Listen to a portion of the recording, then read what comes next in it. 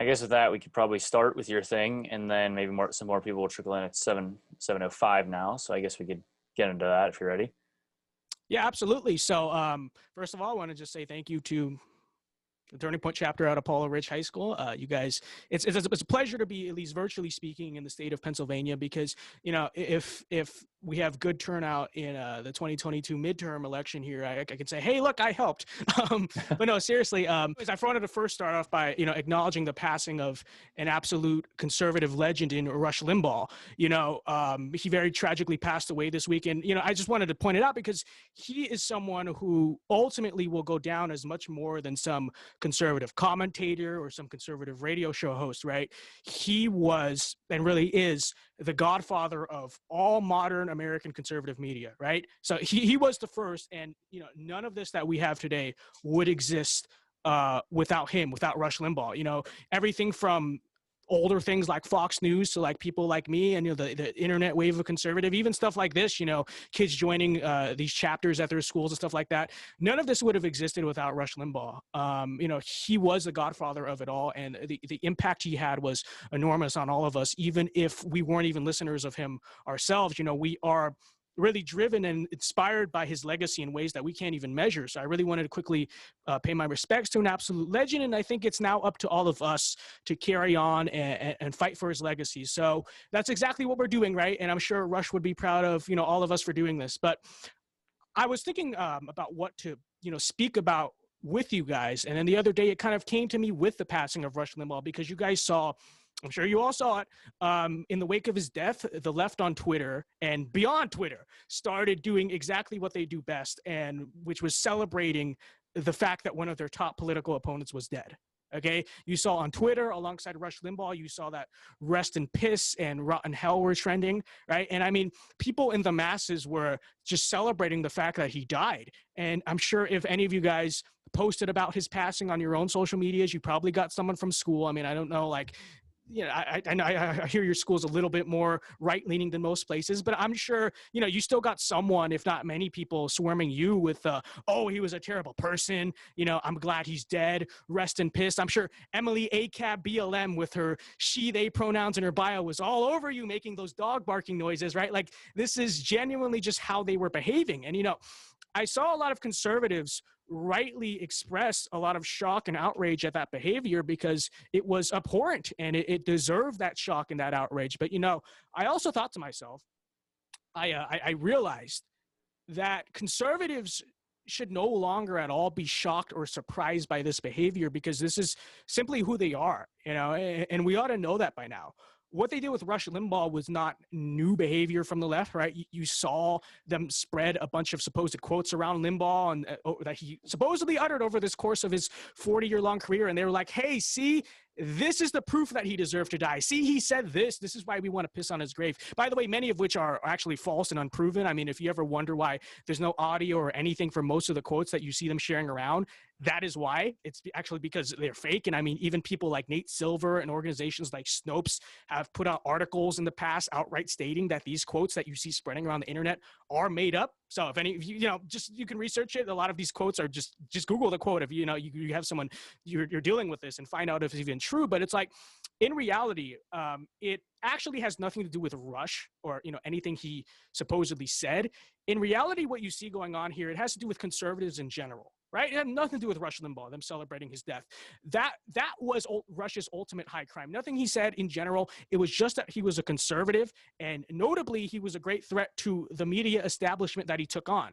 I know that because they've done the exact same thing for the death of basically every conservative figure who has died over the last 4 years. Okay. So you saw the same thing when Herman Cain died. You even saw it when Robert Trump died. And I mean, here's a guy who was never heavily involved in politics, but was related to Donald Trump, and Twitter was trending in the same way because this is who they are.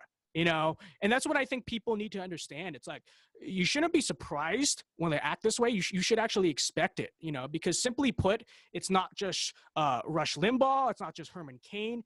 they want us all dead. Ultimately, they want all conservatives to be dead. They cheer the death of their political opponents, and that's who they are. You know, you shouldn't expect decent behavior from people who are not decent. They will do the same thing when you die. They will do the same thing when I die, because it's who they are. And I'm not saying you can't be a leftist and can't be decent and moral, because there are obviously many who are, but there is inherently a reason why, you know, you see them behave like this. Like, while you'll notice that a lot of the time, and I'm sure maybe you guys see this too, a lot of the time, they'll often be some of like the rudest, the most self-centered, most angry and unhappy people you ever meet, right?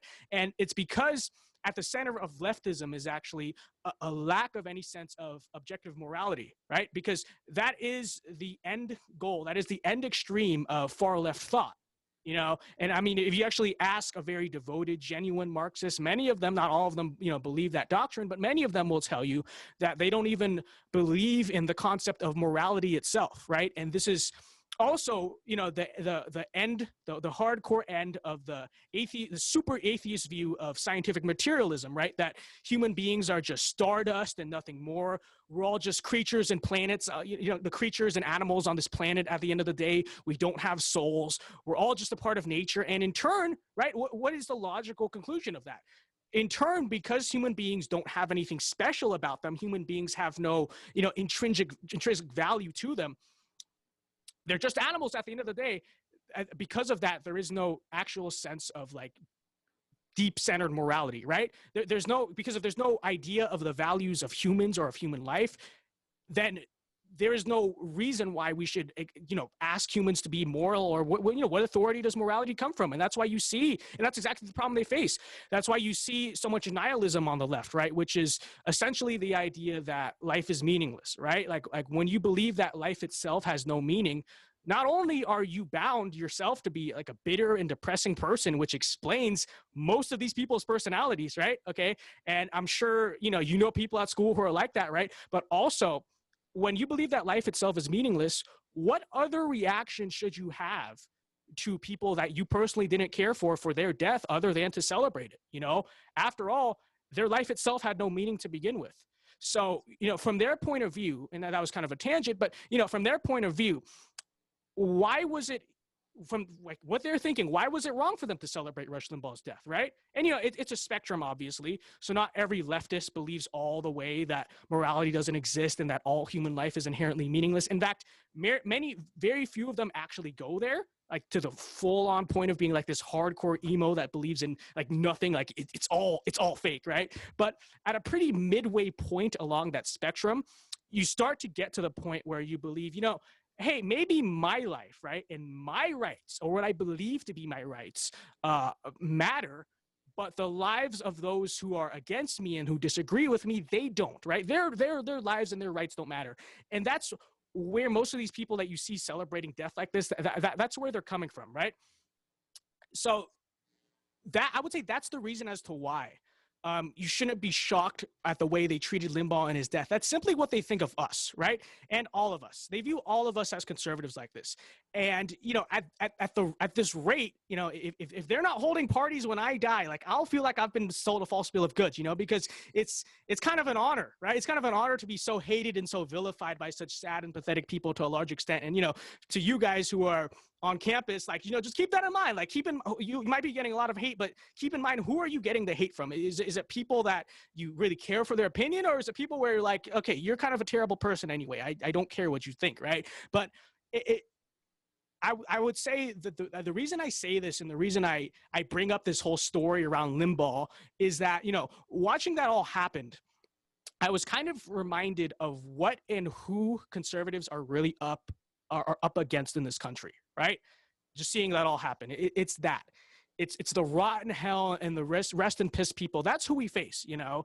And I think that it's something that we really ought to wake up to, you know, that these are the people that we are fighting this culture war with. And it's a big reason why we are losing the culture war. And in many ways, we've already lost it. You know, I think a lot of conservatives need to finally understand that our opponents do not consider logical consistency and oftentimes even morality when they approach politics, right? Our opponents view politics as no holds barred. It's win at all costs for them, right? They don't care how they don't care how they get there. They don't care how many people they hurt. They simply want to win. Now, we as conservatives have dug ourselves into a pretty deep hole in this country. I mean, you can look around you, but I think the moment that conservatives realize this, and actually own up and accept that the people we are up against want to win at all costs, then maybe we'll get somewhere ourselves, And I think, by the way, this is something that Donald Trump realized. I mean, if there's any guy who ever realized this, it was Donald Trump. But I also think it's something that Rush Limbaugh realized and a lot of other people realized. But I think that a problem that a lot of us have is that we constantly always expect them to be like us and just hold, different political views, when in reality what it is oftentimes is different moral views, right? It's different philosophical views. A lot of us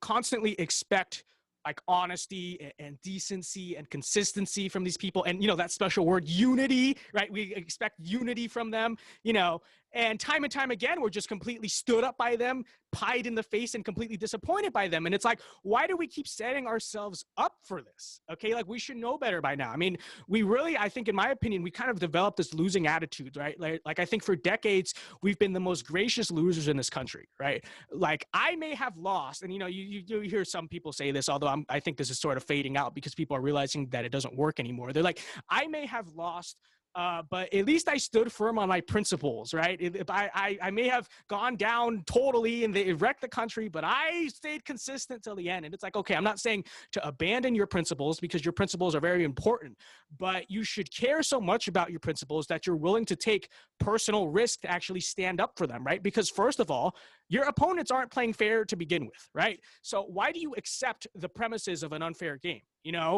Why do you accept I'm not racist, but that discussion? Like, why do you even accept that? Like, no, don't play that game, because it's not a fair game to begin with, and it's rigged against you, right? So you should change the frame of discussion if that's what you're stuck in, right? But more importantly, us losing these battles, right? Us losing like gracious losers, it no longer means that the taxes go up a little bit, or Medicare is kind of messed up, or the VA is a disaster. It means we lose our very country itself, and I mean, we're at that ultimatum now. If they are winning at all costs, and what happens to us, then we are losing literally at all costs. So with all that being said, what I'm getting to here is that I think it's time that conservatives finally started to get their hands just a little bit dirty.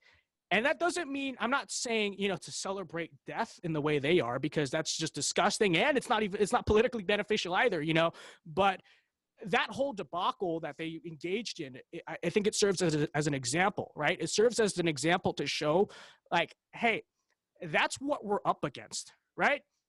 We're not up against the sort of relaxed, laid back, weed smoking hippies of the 60s it's not who we were dealing with anymore, or maybe it is, and they've simply shown their true colors. Like, that's who they always really were. And we can have that discussion, right? But regardless, what we're up against now, these people are militant. These people are aggressive. They try to rule over you by fear and make you think that you'll only be safe if you bow down to them. But, as I said earlier, make no mistake about it.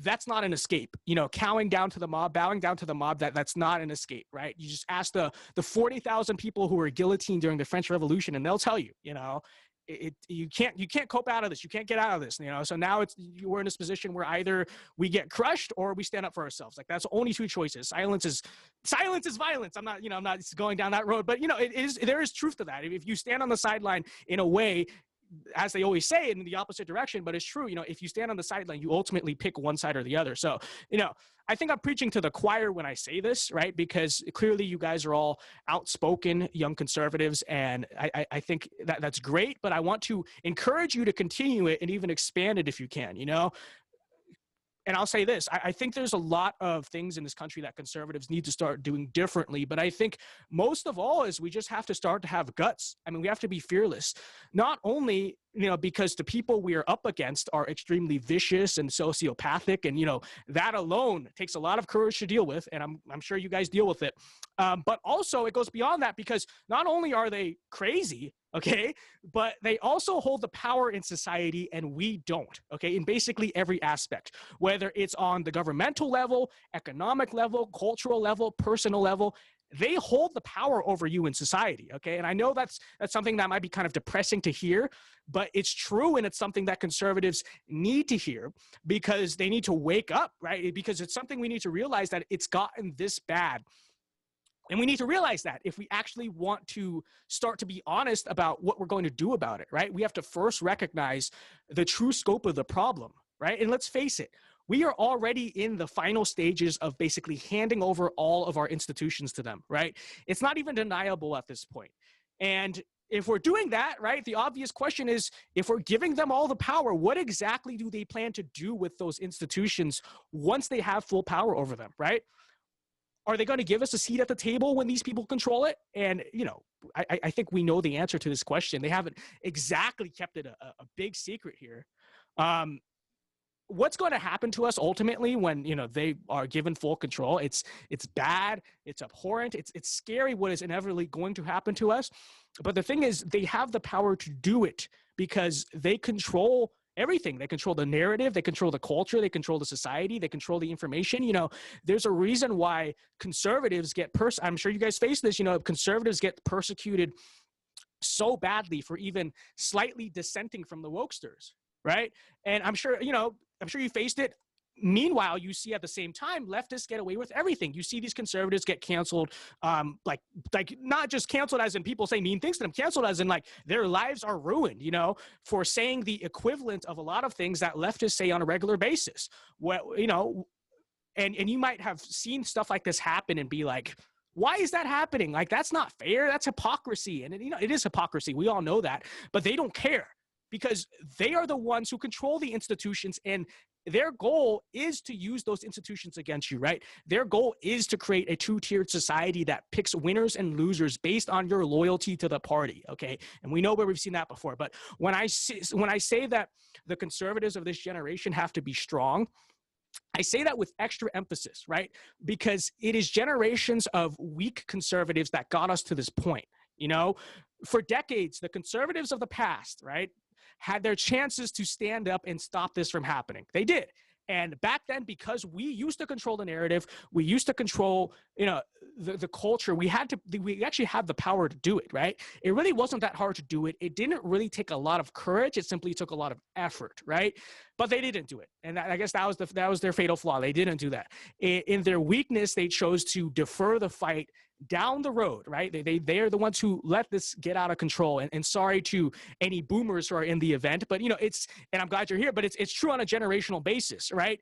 You know, they let the left take control of the culture. They let them take control of corporate America, administrative government, the media, academia, everything. And most importantly, the very narrative itself, right? And now we're at the point where they literally control the flow of information, and they've hijacked even things like data and research and fact checking itself, like things that are supposed to remain nonpartisan. They've hijacked those things themselves too, to, you know, spread their agenda. And I mean, the institutions in our society that are supposed to remain nonpartisan have clearly become partisan, and it's past generations of conservatives that let that happen. And now, because of that, it's this generation of conservatives that's truly going to dictate, you know, whether the movement and the country as we know it and love it survives at all. You know, and that might be a lot of weight to be put on your shoulders, on my shoulders, you know, but am I really exaggerating or fear mongering when I say that? Because first of all, you just look at how bad it's gotten in our country. You know, they've controlled the narrative for like a decade now, like fully, but now it's at the point where it's no longer enough for them. Right? It's no longer your speech versus my speech. It's no longer live and let live. It's no longer liberal, right? And now it's, we have the power, right? We have the power, so let's assert it. That's what they're now saying, okay? And that's what they're now doing. It's no longer enough for them to control most of the media, but ultimately you can decide your beliefs for yourself, right? It's not enough for them anymore. Now, for dissenting against the people who are unfortunately in charge, right? Your speech can be censored or deplatformed indiscriminately at any moment, right? And perhaps it's happened to some of you. It's certainly happened to me. And, you know, no, that's not fair. That's ridiculous, but they can do it. That's what you need to understand. They can do it, and they will do it without any concern for fairness or consistency or so-called equality, right? Because they have control of big tech. They control big tech. We don't, they do, right?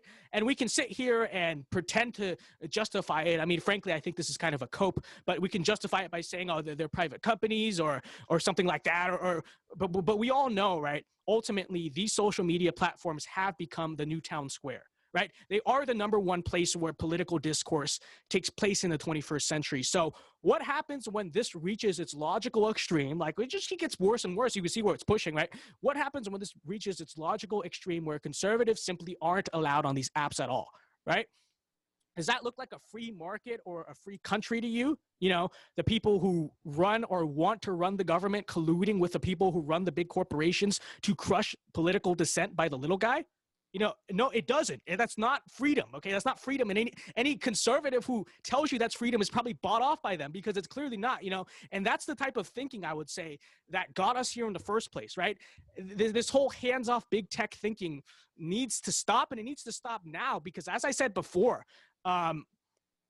conservatives need to stop claiming they're standing on some type of consistent principle when they let big tech destroy political discourse in our country and let the left take it all. You know, as I said before, it's either we win at all costs and we lose at all costs.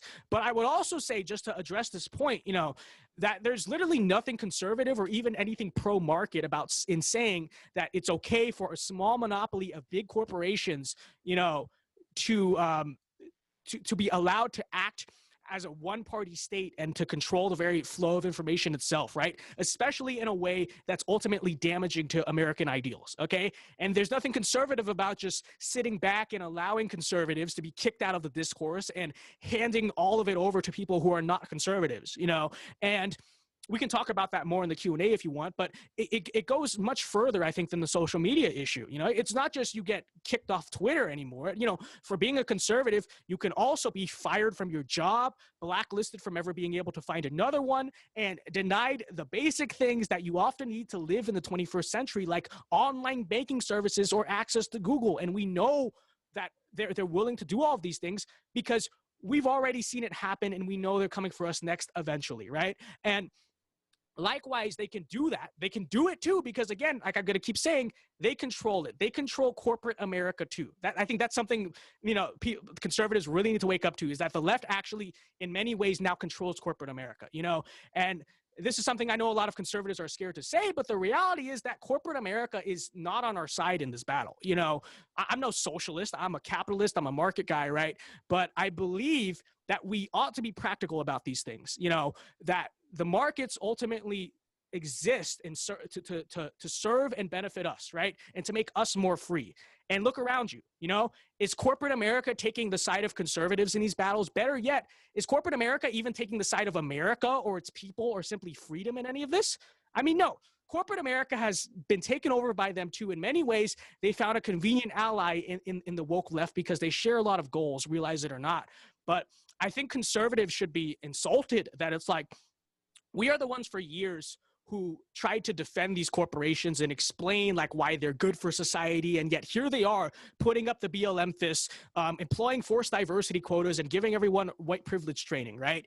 And it's like, really, that's what we get in return? That's what we get in return for trying to help you guys? And it's like, you might just say, oh, that's just dumb and shallow virtue signaling, and it kind of for money, right? And it kind of is, but also look deeper. You know, they're the ones who censor your speech, unperson you, and fire you for your views based or because of someone you voted for, right?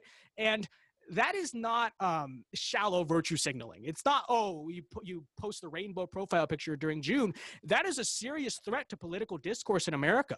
You know, they are the ones that shut you down when you're trying to make your money on the stock market while they do the exact same thing with impunity, right? The whole Robin Hood scandal, you saw that. Corporate America are the ones who sold out and hollowed out middle America to make a buck in China over the decades. And now corporate America will take the side of the Chinese Communist Party over American citizens time and time again, whether it's, you know, the NBA or Disney. You know, these so-called American quote-unquote corporations time and time again continuously side with China over America, and they destroy American families and the American working class time and time again. And I want to emphasize, you know, that I'm a capitalist. You know, I'm not some rich-hating progressive, but I think it's important to recognize in a battle this important who's really on our side and who's really not, you know?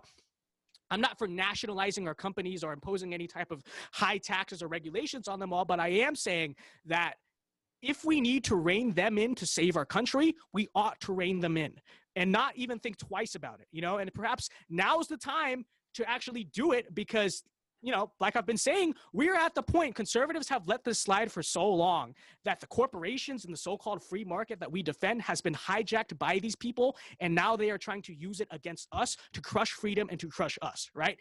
And that's where generations of weak conservatism have got us, right? People who didn't want to stand up back when it was easy, they got us to here, right? The point where it is now hard to stand up, to the point where they have the societal power over us because we gave it to them, and now we are the ones being persecuted by them because of it. And that's the problem, I think, with the idea of the silent majority that conservatives have held for a while. You know, the whole idea that, you know, we can just stick it out. But here's the thing. If the silent majority, and I want you to remember this, if anything else, remember this little line right here. If the silent majority remains silent, then the silent majority quickly becomes the persecuted minority, okay? You know, conservatives of the past who assumed that they didn't have to defend their ideas constantly, you know, they really made a fatal mistake, which was to assume that like our beliefs are just right by the virtue of being right. And it was to assume that, hey, we have rational beliefs and that's good and that's fine because human beings are inherently rational. So they'll be driven to rational thought. And it's like, in fact, most human beings are actually irrational, okay? And most of the time, human beings simply go with the crowd like sheep. And that's why this crowd mentality, herd mentality that you see from human beings, that is the reason why you cannot sit any of these battles out anymore. You know, you may consider an idea you have to be mainstream now, and I'm sure a lot of us do. You might be like, this is just damn common sense. Like, how is this even political? But if the person who disagrees tells your opinion and you don't tell yours, then the person who disagrees ultimately is the one who is heard by anyone, right? And then guess what? Like I said, the silent majority becomes, in that sense, the prosecuted minority. Eventually, their idea is circulated around so much without any challenge to the point where their idea becomes the norm, and now you're in the fringe, right? And this happens to conservatives a lot. But I'd say a recent example, and I'm going to pick out a lot from 2020 because I think it's really the year where a lot of this stuff that a lot of people have been warning about came true, right? And it's the issue of defunding the police. If I said these words at the beginning of 2020, you would have thought I was crazy, and yet when a small fringe minority, and it really was a small fringe minority, started to utter them, nobody pushed back on it until it was too late. And then what had happened by then? Many major cities in this country had already done it. And for those who believe that they were just, you know, following common sense, like it's common sense. Why would you want to defund the police? Now they were the ones being decried by the mob as evil and racist, right? And that is the consequence of staying quiet, ultimately. You know, it still is an absolutely nut job idea for anyone who has a lick of common sense. Like, why would you want to defund the police? I really don't care what side of the political aisle you're on. That's a stupid idea, right? But that's just it.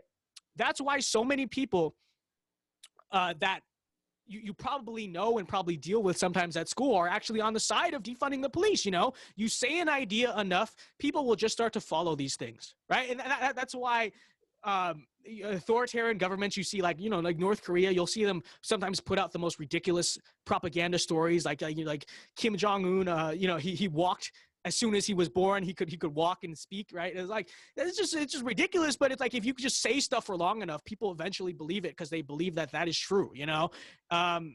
And keep that in mind, and use that, I would also say, to your own advantage. You know, if that's how it goes, then circulate your ideas, because eventually people will just be like, yeah, that's the norm. That's the consensus. People, I think a lot of us are probably like contrarians because, again, we are the ones without power in society. We are the ones who are kind of the rebels, right? But a lot of people in this society just go with the crowd. And so you need to take control of the crowd. You need to be the crowd. You need to be the one who's constantly talking, right?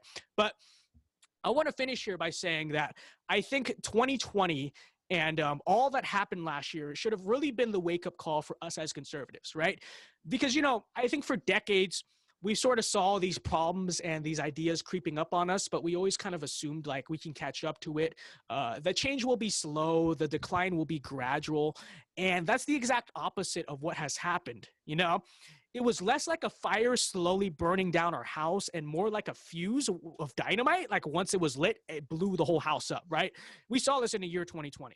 A year that started off actually pretty well. Like I first few months, I actually thought 2020 was going to be like my best year of my life. Oh boy, was I wrong there.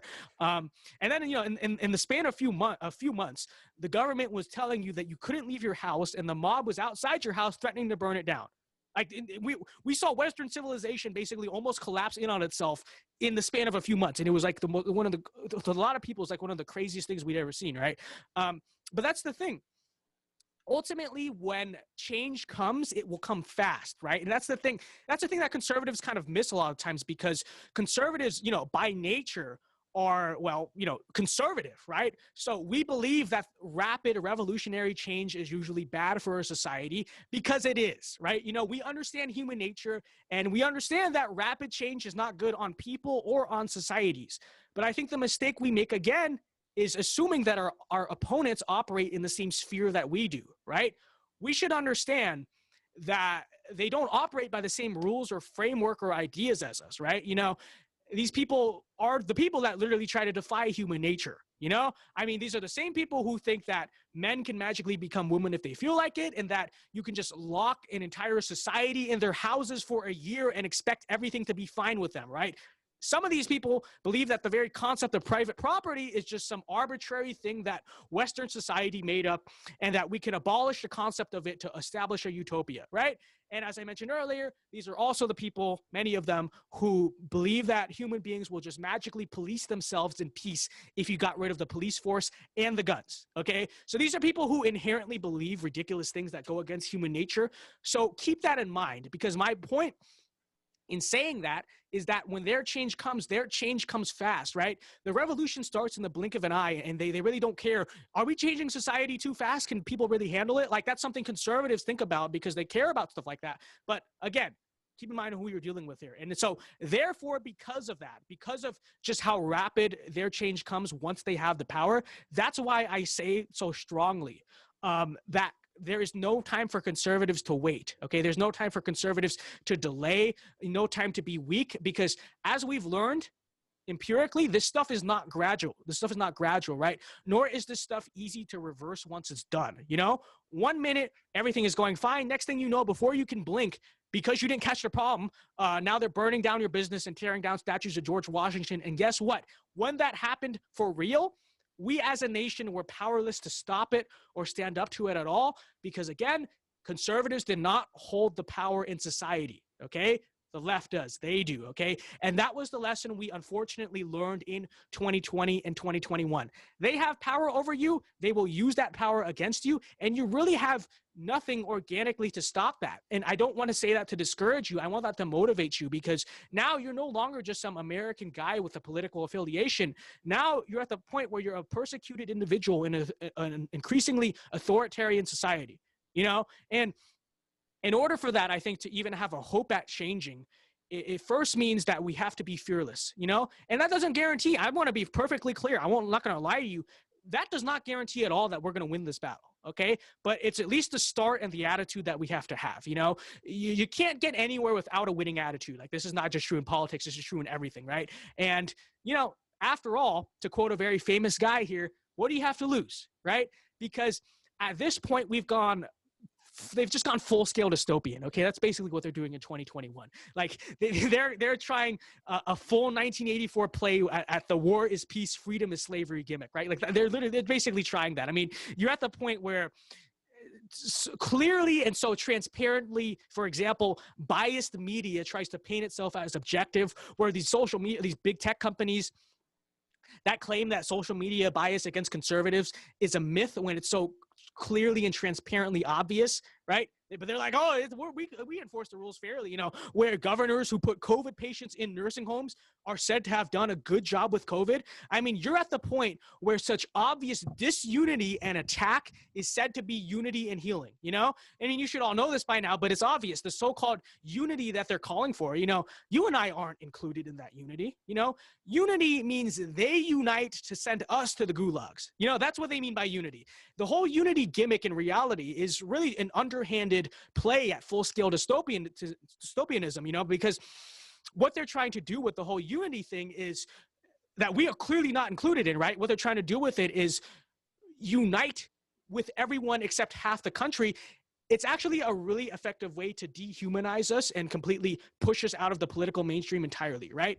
And that's the real reason why they're doing that, right? They're trying to purge the ideas that they really don't like by pretending to create alliance with the ideas that they are supposedly okay with, and then trying to point that new union of ideas as like basically this is the new mainstream, where again, it's not, right? Because we are not invited to have a seat at that table. Then once we are all pushed out of the mainstream, right? And once we are gone, they present to everyone else the seemingly two sides that are actually one and the same. But then they're going to sit here and tell you, hey, this is the new spectrum. These are the new actual two sides, right? When in reality, there ain't no unity to be had with folks like us, right? So with all that in mind, knowing what we are up against, frankly, what other choice do we have other than to be strong and to be fearless? Because we have no other choice. And I think America as a country, and I think many of you guys would agree, America as a country is worth saving. So we ought to do it, and we ought to be fearless while we do it. So that's all I got for you guys. Thank you very much. And, God bless America. So after this, I guess we'll head on to the Q&A session, right? Is that right? Yep. Yeah. So first, I do want to clarify. So as someone, I don't know if anyone knows this, but you were there on January 6th during the whole mob mentality things. What is the best way to save America? Obviously not rioting, but what would be the way that we can emphasize that we can do that peacefully and patriotically? Yeah. So there's actually a lot of ways, and most of them, I don't know how much I can get into because I know like 501c3, most of them are like partisan political, like involves party politics. Mm-hmm. But what I would say is that, the first thing, obviously, what you have to do is I'll speak on a political level first, and then I'll talk about culture, right? But I think firstly, what you need to do is you need to fix election integrity, right? You need to create a more transparent election process. And the best way to do that, obviously, it's like, okay, these governors are not going to do it, obviously, but I think the best way to do that is through the right legal battles, right? Calculated, correct, the people who know what they're doing. We get that out of the way. But I think once we hopefully have as close to we can as some type of stable electoral process, then I think that, first of all, I think that I'll just say conservatives, party politics out of it. But I think that conservatives, firstly, what they need to do is change. I'm not going to say change their ideas. Like I believe what I believe, but we should. There are certain target demographics that I think we need to go after in order to, win over the future of this country. And I think that the main demographic that I would do, there's two demographics. There's, when you look at electoral politics, it's, that sort of working class populist group, in the Midwest that sort of swings either way depending on the year, but now they're becoming increasingly open to Republicans, right? I think that's one group, but I think the other group, especially this is true in the Southwest, is Hispanics, right? And I think this is something that as candidates, right, conservatives have spent a lot of time sort of glossing over, not ignoring, but it's like Hispanics are the fastest growing population group in America, and they make up they're the reason why Democrats are able to turn, or I meant to say leftists. Okay, sorry, I'm not supposed to mention parties, but they're the reason why. Demographically, they're the reason why states like Arizona and Texas, they make up the Democrat base. But the thing is, they don't have to, right? They don't have to. The reality is, and you actually saw this into the 2020 cycle, you saw a lot of Hispanics actually turn over to, conservative candidates, right? And this was all done with, in my opinion, not even a lot of attempts to really appeal to them, right? But I think that you look at a lot of Hispanic cultures, right? What do they actually believe, right? Because they just vote along their party lines. But what do they actually? Most of them are very religious. They're very Catholic. They're very pro-family. Pro-life. They're pro-tradition, right? They're overall, I'm talking, in general. But when you appeal to a culture, you have to, know what you're appealing to. And these are all inherently conservative things. And you see this with a lot of other minority groups too. It's like you actually find that they're much more socially conservative than the sort of leftist mainstream. And many of them are just straight up social conservatives, and they're more socially conservative than a lot of Republican voters, but they just don't see it. I think that's ultimately what you have to, where you have to be politically. And obviously up in the Midwest, you gotta have a populist message. You gotta have a anti-China, more of a protectionist message up there too, right? But that's politically speaking. And then just culturally speaking, I think what ultimately conservatives need to do is you have to defy society as much as you can, like the broken aspects of our society. So what I mean by that is, society does not, and this is actually something when I said that the woke left and corporate America have a sort of union, this is something I was talking about, which is, I think one of the wisest things I've ever heard from any political commentator was when Tucker Carlson basically argued that the reason why you see the woke left siding with corporate America is because they both agree on certain things. And the main thing is they don't want you to have a family. They don't want you to have kids. They believe that, the third wave feminists and the corporate America, they both agree that women should be slaves to their jobs and their careers and not worry about getting married and having children, right? And we sort of know as conservatives why this is destructive, but that's where this alliance comes from, right? Because corporate America wants you to work. They want you to work. They don't want you to, have kids, because that detracts you. They want your pure loyalty to be to your career, right? Because that is more productive for them. But I think ultimately what all of us as conservatives need to do is break these norms, right? Like we should, actually get married, actually have kids. And besides just the benefit you'll personally get, there's also a practical benefit to this, which is we can outnumber them, right? Because if they're the people, they're the feminists not having kids and not reproducing, and we are, then guess where we are in 30 years? We just raised this new generation of conservatives, and they didn't have kids, right? So I think ultimately, that's really what we should be doing. And I'm not saying you have to even be, a super strict social traditionalist. I don't think you do, in order to just say, you should have kids and get married. But apparently that perspective now has become so, it's almost become like you're just super traditionalist for saying, oh, I want to have kids before like 30, 31 years old. But it's something we all ought to do. So. All right. So here's one of the questions. What did other students have the biggest problem with your views, and were there other students who stood with you? So like speaking as to, I think in the beginning when you were talking about how you basically came out as conservative. Sure. Yeah. So, I think that they most of them, honestly, I don't know what their main problem was with me.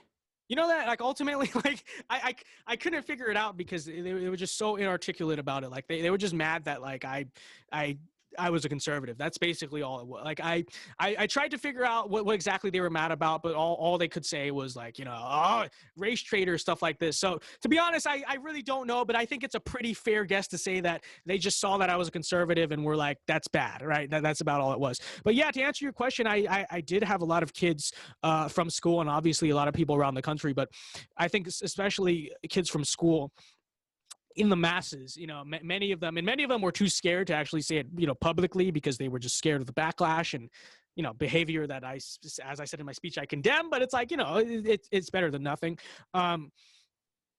Many of them actually came and stood with me. And I think that should be for you guys, that should be, some type of guiding principle that, like, just because you don't hear other conservatives speaking out doesn't mean they don't exist. Sometimes you have to be the first one to speak out and say something. And then once you do, you're good, right? Other people will come to you and they'll find you. I mean, there are conservatives everywhere. There are conservatives here out in LA, and I know there's conservatives in Pennsylvania. Just if you're the first one to speak out, I guarantee you'll find them. So, yeah. Here's another one.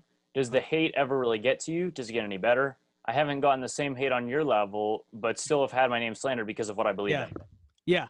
The hate, I think when I first started, like back 3 years ago now, almost, I didn't know as well how to handle it. It wasn't necessarily that I felt upset when I got hate, but I sort of felt like I had a vendetta with every single person who left a negative comment, right? So I would just get into a comment section debate with every single person who had a problem with me, and it would just consume my time, and it would consume my mind, right? And I think that was what I kind of struggled with. But over time, I guess I've just learned to disengage from it. Like a lot of times, I'll just turn off my phone and I'll just go do something else for a while, just to disconnect. And obviously, that's something you need balance in your life, right? But I think I have basically accepted myself at the point that I am now. Basically accepted, like, this is who you are, right? You're this figure. You're gonna get hate, and I think a lot of times the hate you get is over social media. So it's like just remember that like 90% of these people, first of all, would never have the guts to even say this to your face, and just remember that also it always passes. It always gets better, right? Because people have short memories. They forget. You see what happens with cancel culture. A lot of times it'll someone get wrecked by it for a while and then they'll just be right back to where they were before, because it always passes. You never get hate forever, or I mean, most of the time it'll come, it'll go. So just stay strong through it, and just stick through it, because it'll get better, and don't take it too seriously. It's people on the internet. Like, come on, really? Here's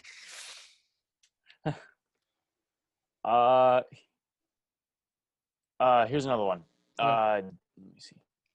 Did you find that people would insult you for things that had nothing to do with your political views just because they disliked you, i.e. hair color or something like that? I find that I am insulted for the smallest things just because I am so far on the right. Yeah, no, all the time. I've actually, it's funny. I've been called more racial slurs by the left than the right. Like I've been running a running total. I think, not like in my head, not like actually writing them down, but it happens all the time. It's done mostly by people that are sometimes they're just mean people, but also a lot of times they really don't know much about politics, and all they can really say is like, like this or that. They don't know, they don't have anything to say other than, but they just know they hate you for some reason, and they're just irrational people. Like I said, irrational people. So just don't take it too seriously. It just don't let them get to you. But it's just what people do, right? They'll always just know that a lot of times if they're resorting to that, it basically means you've won, right? So here's another one. As an Asian conservative, what do you make of the anti-Asian hate crimes that have gotten more attention since COVID? Well, good question about this. So, it's funny because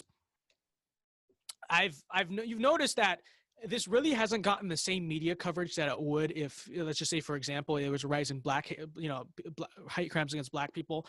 And, I've been trying to search for the reason for this, but I kind of figured it out, which is that if you look at the majority of these hate crimes, right, they are occurring actually in left-wing controlled big cities. And if you look at like who's committing the crime, most of the time they're done by other minorities, right? That's making up the vast majority of these hate crimes, right? And you notice that you might notice that that's sort of a fact that the media, when it does cover it, tries to leave out because it's an inconvenient truth for them. It's inconvenient, and the reason they're not covering it a lot is because it contradicts their anti-white narrative that it's like white people are the source of all the racism in society, and if it's only when white people commit hate crime, it's a bad thing. But that's just that's the truth about it, and that's why you're not seeing a lot of coverage to it. But obviously hate crimes occur. Obviously, you have a pandemic that came from an Asian country. There's going to be bad people who resort to racism and do evil things, and it's something we'd have to deal with. But like I've been saying, the reason why it's just not getting the same attention is because ironically it's not taking place from in most cases not taking place from white people. And I would also say, how you stop this? Okay, let's be frank about this. How you stop this is in prevent the stuff like this from happening is carrying a gun. And most of the places where this is happening are big cities where concealed carry is basically banned or impossible. So that is really my solution to this. I think that's a solution to most crime, as a matter of fact. But you won't hear these things said. You won't hear this discussion happen because a lot of just facts about all these hate crimes are just politically inconvenient, and that's why you never hear about them. So here's another one. Who are these people you refer to? Why do you keep pushing a narrative of us versus them? Like us versus you're saying in your speech. Yeah, sure. Because I mean, let's be honest. It is. That is what we face. There are sides in America. There are many smaller sides, but ultimately, it is in the grand scheme of things, it is left versus right, right? And we are ultimately Americans at the end of the day. But when I say us versus them, I'm referring to there are us and there are them, and in a divided country, that's just what we deal with. That's who we were up against, and when I say things like culture war, obviously that's figurative. I say something like a battle, like I'm not saying it's a physical battle, but it is an idea. It is a battle of opponents, and it's like in a debate. Let's say you're in a school debate or something. In the heat of that debate, that person is your opponent, and they're not, your opponent as in you go fight them, but it's like that obviously we're going to talk in the scheme of us versus them, because it is us versus them, and they view it in the same way, you know. So it's like I've been saying, conservatives need to start thinking not in the same way as leftists, but start understanding like the way leftists view these things, and then act accordingly, right? So I would say, you know, I would say it is us versus them, because it is us versus them, you know. And I don't think we should sugarcoat it. That's really where we are as a very divided country. And, you know, I care more first about ensuring that we are allowed to have a seat at the table, and we are, you know, protected, and that we are able to exist in society without being persecuted, before I care about the optics of, like, you know, creating division or whatever they want to say, because, you know, they're the chief source of division and ultimately in this. And I have other priorities. So One thing I want to say about the questions, some of these, I don't know if it's okay to answer because of Turning Point USA's 501c3. We can't endorse political candidates and stuff like that. So if I'm not getting to some of your questions, that's probably the reason why. I just thought that'd be a good thing to put out there. Where was that one? Here's one. Are your teachers open about with their political views? Do you ever feel looked down on in your classes by teachers because of your political views? Good question. Yeah, so it depends. You know, it's a mix of half and half. Some teachers want to keep the politics really out of the classroom. Others, they just won't stop talking about it. You know, but you know, there have been some teachers throughout high school where I like, because ultimately what I care most about is making that valedictorian speech, because that would just be like the epic flex. So there's been some classes where I'm like, okay, just shut up, Vince. You know, like I sort of will voice my opinions, but I'll pretend to be like a very moderate liberal instead of like a hardcore conservative when I say those things. But there is, okay, I'll tell this story. There's my one teacher I had during my junior year. Her daughter went to middle school with me, right? Which is so her daughter basically knew like who I was and what I did, and I guess she knew, and I didn't know that. I was like, I went into the class neutral, and then she basically revealed that she knew like all about me, right? And so in that class, we had sort of like a friendly rivalry relationship, like, you know, she was cool about it, but I guess there was always this sense of sort of like, but I guess, you know, that's just how sometimes you have political differences. Sometimes you view it like that. But I would say overall, it was mostly respectful. But in the classes where I've learned to shut up, those classes I can tell by the way they speak about conservatives in general that it's like I would be treated the same way. So I get that a lot, and I notice that a lot. But I'm smart. I'm strategic, right? So. All right. I'm a Hispanic conservative, and honestly, I wanted to announce myself as one. Just didn't know if it's the right time to do so in the first place. So I guess, what advice would you give to people who are struggling with that? Mm-hmm. Well, you know, like I said, it's like everything I talked about in the speech. It's like our backs are really up against the wall here. You know, it's either you do it now, or it's not. You're not even gonna be allowed to do it because of the speech codes. Like that's really the rate we're headed at this point. You know, and it's like, we're at the point where, you know, you're by sitting on the fence, you've picked your side, and it's not on our side. You know, it's like we need everyone we can have, you know, speaking up for these things. And I know that you're probably gonna lose friends over it. You're gonna get into, you know, you're going to face problems for it. But I can tell you that if we don't save this country, you know, the problems we're going to face as conservatives when they have full authority to do whatever they want with us, you know, is going to be far worse than any social pressure you might face because of cancel culture for being a conservative. So I would say, you know, we need you. We need you to do it, you know, because we need every voice we have is at the point now where we need to be speaking up, because like I said, you know, most of the institutions we are up against society, you know, are just not on our side, you know. And so if the only thing we have is each other right now, so, you know, we need you as much as we need everyone else. Here's one that I think is really interesting. I have multiple family members who have moved from California. Do you see an awakening in that state of policy failures, and what changes do you see happening there? Mm-hmm. The people of California, man. So, you know, the people in the state really have sort of an identity crisis because they obviously vote for very liberal candidates like all time and time again, right? But we have these ballot propositions out in California, and we find time and time again with these ballot propositions that the people of California are actually politically and socially much more conservative than you might think they are. Because if you look at these ballot propositions, I mean, back in 2016, for instance, California, the people of California voted to keep the death penalty. Okay, you might be surprised by that. Really, they did? No, they voted to keep the death penalty, and yet the person they elected, Gavin Newsom, ended the death penalty anyway, despite the fact that the people of California said they want to keep the death penalty, right? So it didn't matter to Gavin, right?